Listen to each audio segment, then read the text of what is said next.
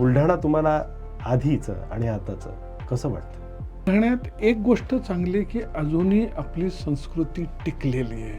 गाव जरी छोटं असले एकमेकाविषयी आत्मीयता आहे, सिक्युरिटी आहे. मग तो मुलगा घर सोडून जातो, इथे सगळ्यांना माहितच हा कोणाचा करे करंजन, तू इथे काय करून राहिला, काय ग तू इथे काय करते, शाळेत दिसत नाहीस, हा तर सहकारचा युनिफॉर्म दिसतो तुझा. अशी टोकणारी मंडळी आहेत. पुणे मुंबई मोठ्या शहरात नाहीत. पुण्यात एकदा मूल घराच्या बाहेर पडलं की काय करतं कोणाला कळत नाही. आईबाप दोघे नोकऱ्या करत असतात, त्यांनाही वेळ नाही.